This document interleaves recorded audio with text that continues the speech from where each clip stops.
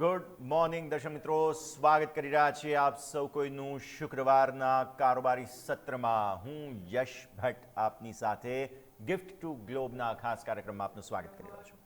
ભારતીય માર્કેટ્સ આજે મામૂલી મજબૂતી સાથે ખુલવાના છે. શુક્રવારનો દિવસ બહુ રસપ્રદ રહેશે. કયા પ્રકારના સંકેતો બનશે તે સમજીશું, પણ આવો આ કાર્યક્રમની શરૂઆત હેડલાઇન્સની સાથે કરીશું. ઈરાન યુએસ શાંતિ વાર્તાલાપ પાટા પર પરત ફરતા વૈશ્વિક માર્કેટ્સનો મૂળ સુધર્યો. ગિફ્ટ નિફ્ટીમાં અંદાજે 80 પોઈન્ટની તેજી. એશિયન માર્કેટ્સ લીલા નિશાનમાં.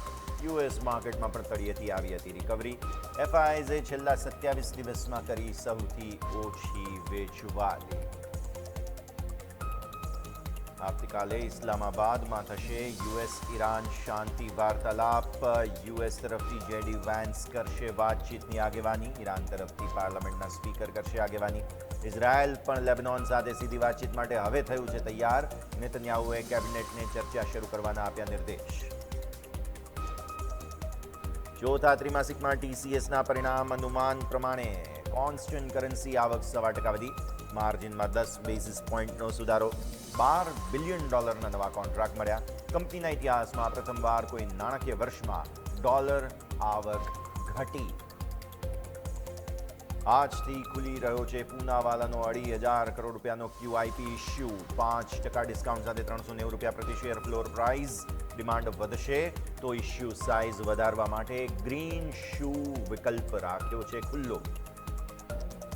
ગોદરેજ પ્રોપર્ટીઝના ચોથા ત્રિમાસિકમાં સારા અપડેટ. કંપનીનું કલેક્શન 14% વધીને ₹4,631 કરોડ. નાણાકીય વર્ષ 2024માં રેકોર્ડ વોલ્યુમ અને બુકિંગ વેલ્યુ. સમગ્ર વર્ષમાં મુંબઈમાં 10,000 કરોડ રૂપિયાથી વધુનું વેચાણ.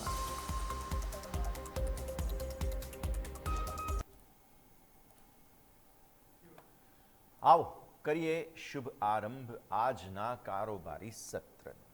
સૌથી પહેલા જાણી લો તમે ગિફ્ટ નિફ્ટીનો અપડેટ.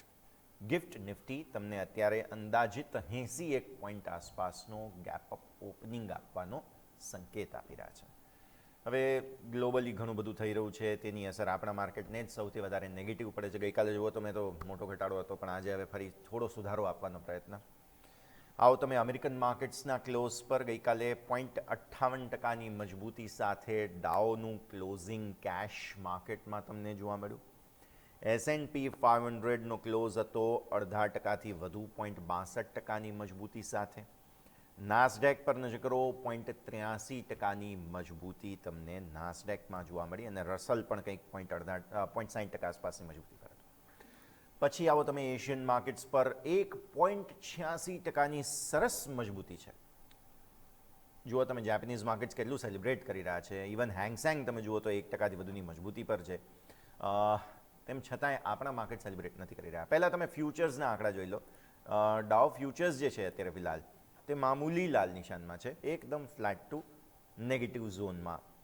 S&P ફ્યુચર્સ 0.08% મામૂલી મજબૂતી બતાવી છે. નાસ્ડેક ફ્યુચર્સ 0.17% આસપાસની મામૂલી મજબૂતી બતાવી છે. આ સ્થિતિમાં એકદમ નાની રેન્જનો સંકેત છે, પણ છે થોડા ઘણા અંશે પોઝિટિવ. હવે અન્ય એશિયન માર્કેટ્સનું ક્વિક અપડેટ તમને આપું.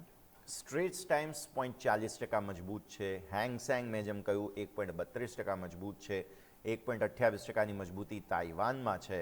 કોસ્પી 2%ની મજબૂતી પર છે, અને સાથે શેંઘાઈ પણ 1%ની મજબૂતી પર છે. પણ ભારતીય માર્કેટ્સ છે કે જે આરામના મૂડમાં છે. જરા શુક્રવાર છે અને આપણે તો પછી મંગળવારે રજા પણ છે, તો આજે બધું જે એડજસ્ટમેન્ટ થવાનું છે તેને પણ તમારે ધ્યાન પર રાખવું જરૂરી બનશે. તો મામૂલી એવી 81 પોઈન્ટ આસપાસ ગિફ્ટ નિફ્ટીની ગેપ અપ ઓપનિંગનો સંકેત તમારા માટે.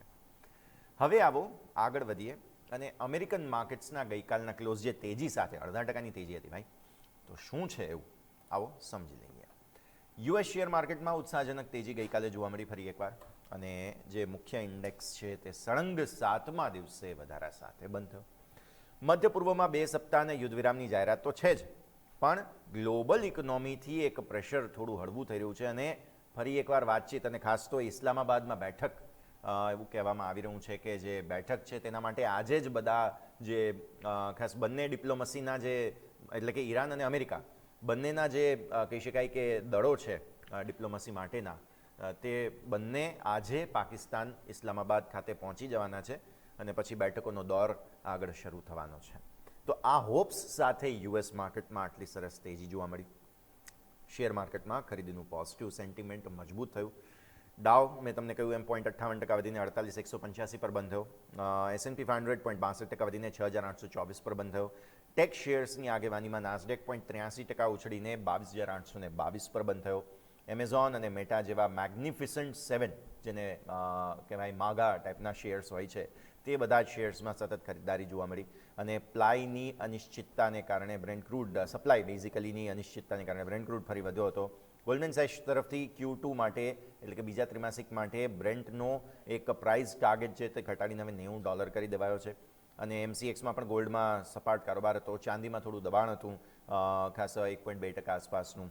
તો આ ગઈકાલનું US માર્કેટનું અપડેટ.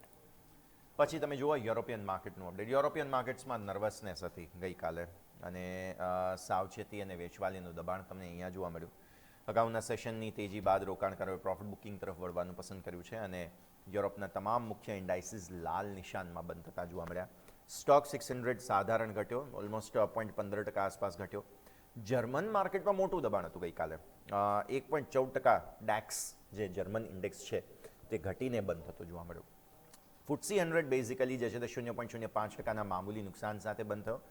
ક્રૂડના વધતા ભાવો અને ગ્લોબલ ટેન્શનની અસરના ભાગ સ્વરૂપે યુરોપિયન માર્કેટના સેન્ટિમેન્ટ પર અસર તમને જે છે તે ગઈકાલે આવતી જોવા મળે. તો આ થઈ ગયું તમારા માટે US યુરોપ માર્કેટ્સ કે જેને આઉટ ઓફ ધ વે કરી દો, કેમ કે રોજ સવારે આ જે US યુરોપ માર્કેટ્સ હોય છે ને એનાથી કંઈક અલગ સેન્ટિમેન્ટ પર જ આપણે આગળ વધતા હોઈએ છીએ. તો આજે પણ જે આપણી ગિફ્ટ નિફ્ટીની હેન્ડઓવર છે ને તમે એને જ જુઓ, આ બધું ભૂલી જાઓ.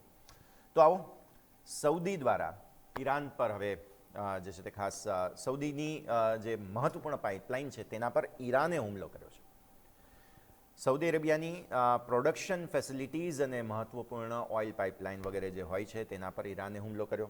સૌદી અરેબિયાની ઓઇલ ઉત્પાદનમાં તેને કારણે જંગી ઘટાડો આવી ગયો. અને હુમલાને કારણે પાઇપલાઇનની સપ્લાય ક્ષમતામાં દરરોજ 7 લાખ બેરલનો કાપ થઈ ગયો.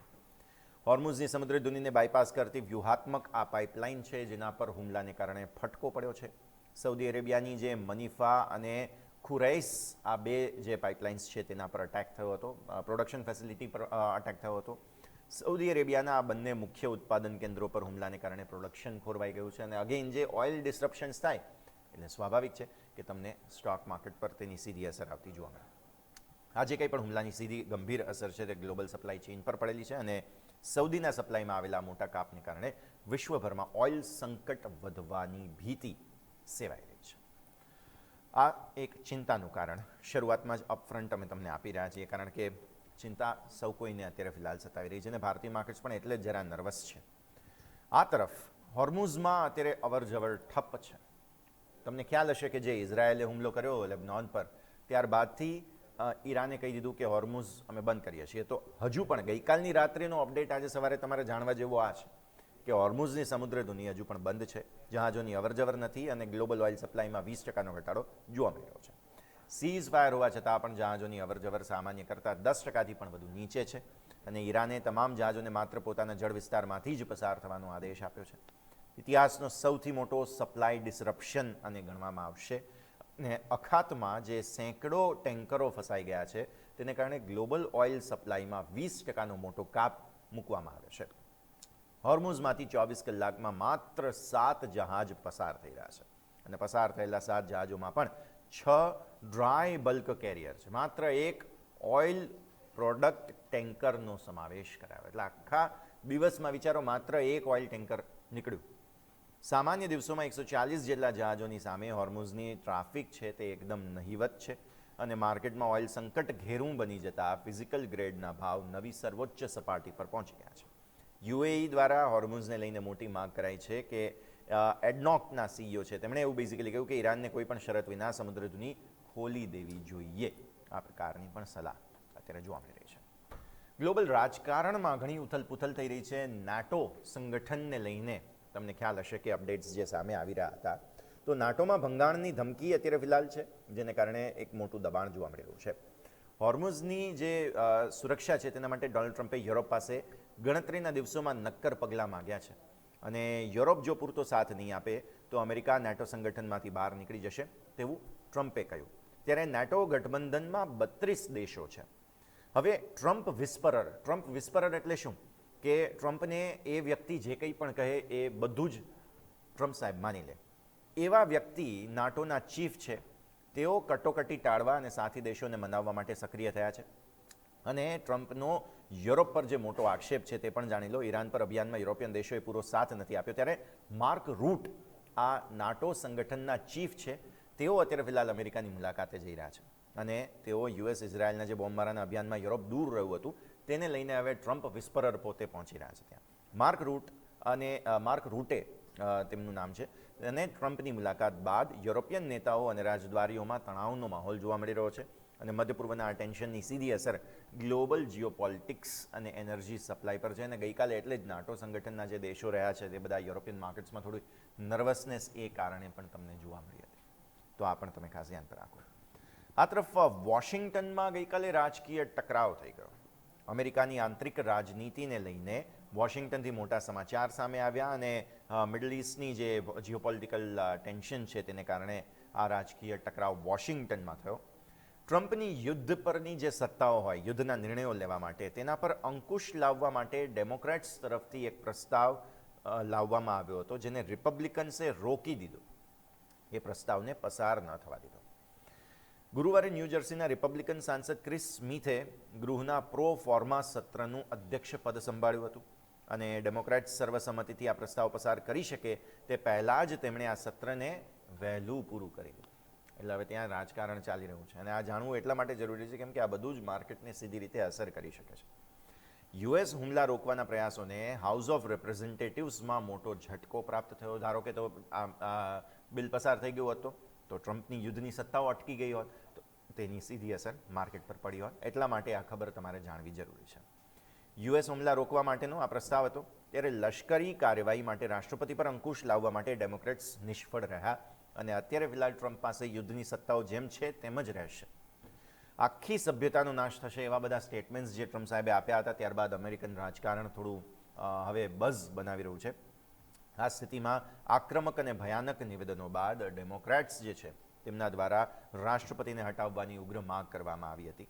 નાગરિક વિસ્તારો પર હુમલાની ધમકી અને આંતરરાષ્ટ્રીય યુદ્ધના નિયમોની વિરુદ્ધ હોવાની પણ ચર્ચા અહીં સદનમાં એવું કહેવું જોઈએ આપણે કરવામાં ગઈકાલે આવી હતી. તો અમેરિકાની રાજનીતિમાં અત્યારે ખાસી ઉથલ-પુથલ જોવા મળી રહી છે. આવો દર્શક મિત્રો, આ સાથે જ એક નાનકડા વિરામનો પણ સમય થઈ રહ્યો છે. બ્રેક લઈશું અને બ્રેક બાદ આ ગિફ્ટ નિફ્ટીમાં જે જીટર્સ છે, નર્વસનેસ છે, તો અન્ય એવા કયા મોટા સમાચાર છે જાણવા જરૂરી છે, જાણીશું બ્રેક બાદ.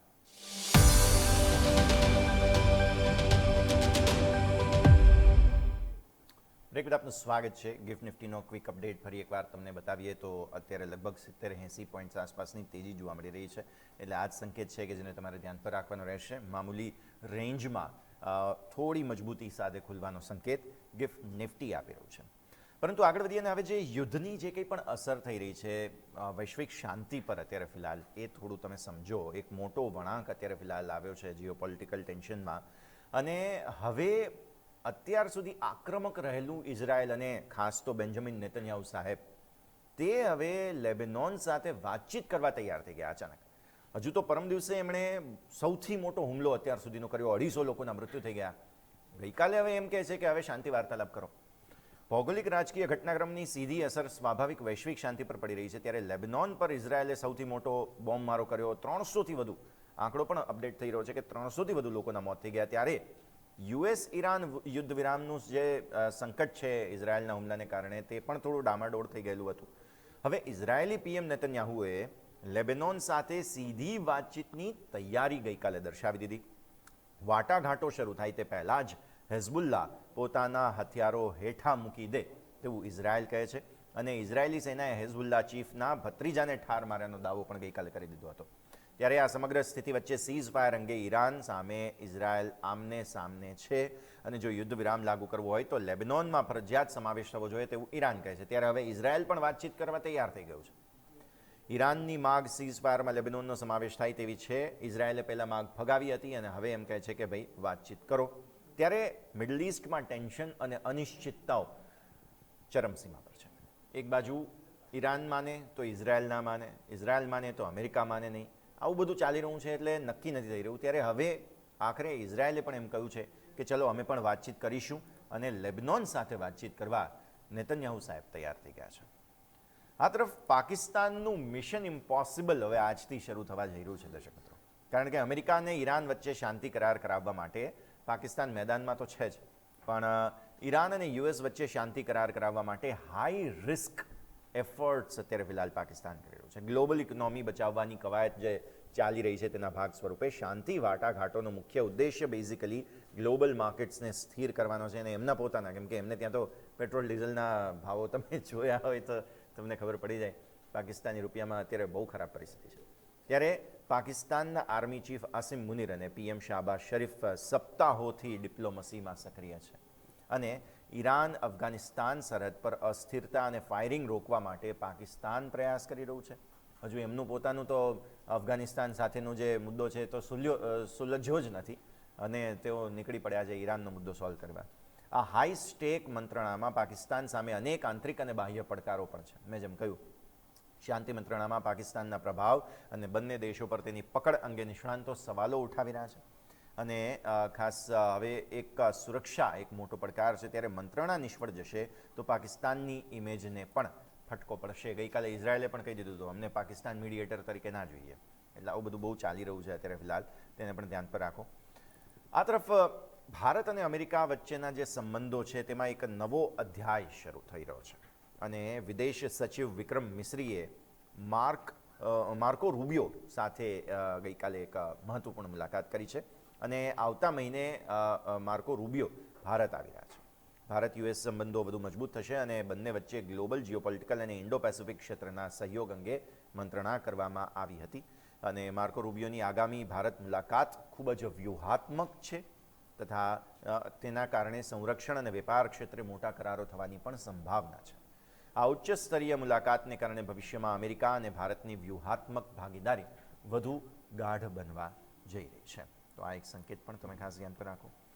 આ તરફ રશિયા અને યુક્રેન યુદ્ધમાં એક મોટી રાહત મળી છે. જો આ સમાચાર પણ બહુ મહત્વના છે, કારણ કે એક બાજુ ઈરાન, અમેરિકા, ઇઝરાયલ આના પર બધાનું ફોકસ છે, પણ રશિયા યુક્રેન યુદ્ધ પૂરું નથી થયું. પણ આ એક મોટી રાહત મળી છે.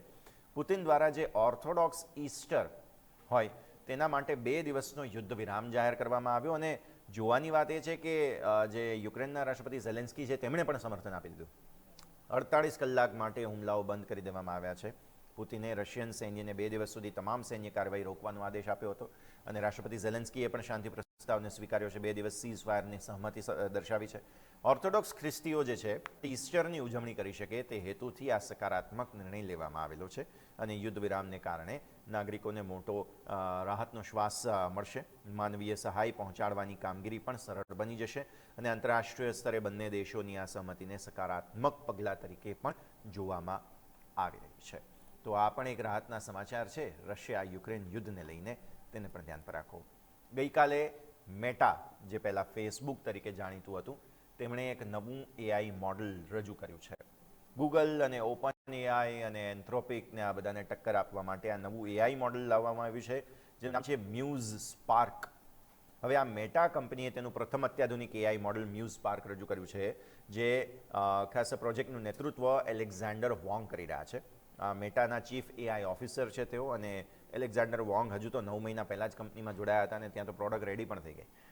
વોંગ હાલ મેટા સુપર ઇન્ટેલિજન્સ લેબ્સનું સંચાલન પણ તેઓ કરી રહ્યા છે, અને મેટાએ પહેલાં લામા 4 એઆઈ મોડલ લોન્ચ કર્યું હતું. તમને યાદ હશે, લામાની નિષ્ફળતા વોટ્સએપ, ઇન્સ્ટાગ્રામ બધામાં ઇન્ટેગ્રેટ કરી દેવામાં આવેલું હતું આ એઆઈ મોડલને, પણ એનું કામ એવું બરાબર નહોતું.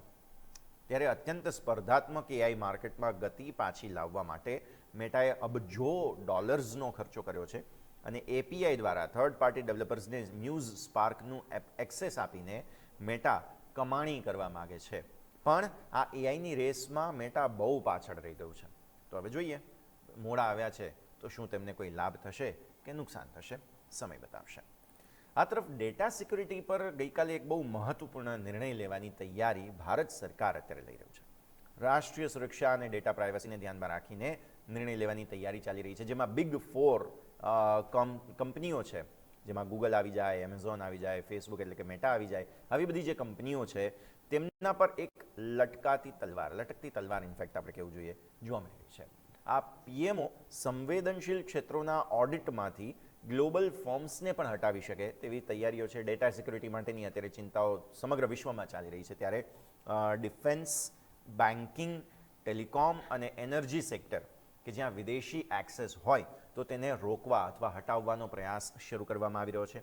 ICAIને આના માટેની જવાબદારી સોંપાઈ છે અને એક મજબૂત સક્ષમ ડોમેસ્ટિક ઓડિટ ઇકોસિસ્ટમની તૈયારી કરવાનો પ્રસ્તાવ ICAIને રજૂ કરવામાં આવ્યો છે અથવા તો નિર્દેશ આપવામાં આવ્યો છે.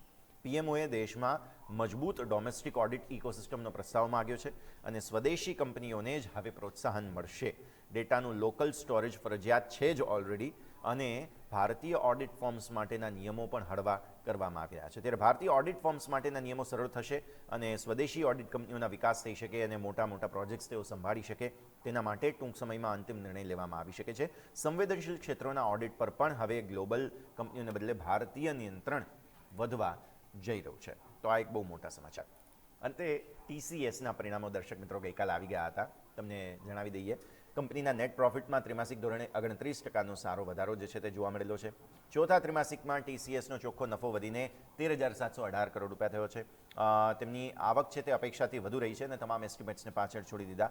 બોર્ડે પ્રતિ શેર 31 રૂપિયાના ફાઇનલ ડિવિડન્ડની પણ શાનદાર જાહેરાત કરી છે અને IT સેક્ટરની દિગ્ગજ કંપનીના મજબૂત પરિણામોને કારણે આજે પોસિબલ છે કે એક રોકાણકારોમાં ઉત્સાહ જોવા મળે તો TCSના પરિણામો પર પણ તમારે ખાસ ફોકસ રાખવાનું રહેશે. આવો છેલ્લે FISની વેચવાલી પર નજર કરી લઈએ. ગુરુવારે FIS જે છે તે 1711 કરોડ રૂપિયાની કેશ માર્કેટમાં વેચવાલી કરીને ગયા. સામે DIISએ 955 કરોડ રૂપિયાની ખરીદદારી કરી છે. 84 કરોડ રૂપિયાના ઇન્ડેક્સ ફ્યુચર્સ જે છે તે FISએ વેચ્યા, જેમાં 548 કરોડના નિફ્ટી ફ્યુચર્સ ખરીદ્યા. તમે જુઓ, બહુ ઇન્ટરેસ્ટિંગ કામકાજ એમણે કર્યું છે. નિફ્ટીના ફ્યુચર્સ ખરીદ્યા પણ બેંક નિફ્ટીના ફ્યુચર્સ વેચ્યા. અને મેં તમને ગઈકાલે કહ્યું પણ હતું કે બેંક્સ હવે થોડો સમય એને બાજુ પર મૂકી દો. આ સિવાય મિડ કેપ સિલેક્ટ, હવે જુઓ, અત્યાર સુધી જ્યાં સુધી નિફ્ટીમાં એમને પોઝિટિવ નહોતું લાગતું, મિડ કેપ સિલેક્ટમાં બહુ લોંગ તેમણે કરેલા હતા. પણ હવે ફાઇનલી 139 કરોડ રૂપિયાના મિડ કેપ સિલેક્ટના ફ્યુચર્સ વેચ્યા છે ગઈકાલે. આપો ઓપ્શન્સ, નેક્સ્ટ સ્લાઇડ. બધામાં ખરીદદારી છે. જુઓ, 2094 કરોડના નિફ્ટીના ઓપ્શન્સ ખરીદ્યા છે, 152 કરોડના બેંક નિફ્ટીના ઓપ્શન્સ ખરીદ્યા છે, 16 કરોડના ફિન નિફ્ટીના ઓપ્શન્સ ખરીદ્યા છે, મિડ કેપ સિલેક્ટ, નેક્સ્ટ 50 બધું ખરીદ્યું. સ્ટોક ફ્યુચર્સ, સ્ટોક ઓપ્શન્સ ગઈકાલે બહુ મામૂલી કામકાજ કર્યું છે એમણે. 124 કરોડના સ્ટોક ફ્યુચર્સ વેચ્યા છે અને 458 કરોડના સ્ટોક ઓપ્શન્સ તેમણે વેચેલા છે. તો અલ્ટિમેટલી આ એક પરિસ્થિતિ ખાસ બનતી જોવા મળી રહી છે. ઇન્ડેક્સ ફ્યુચર્સના હિસાબે તમે જોવા જાઓ તો ખાસ એક સુધારો છે જેને આપણે ધ્યાન પર રાખીશું. આપો ગઈકાલનો નિફ્ટીનો ચાર્ટ સ્ક્રીન પર.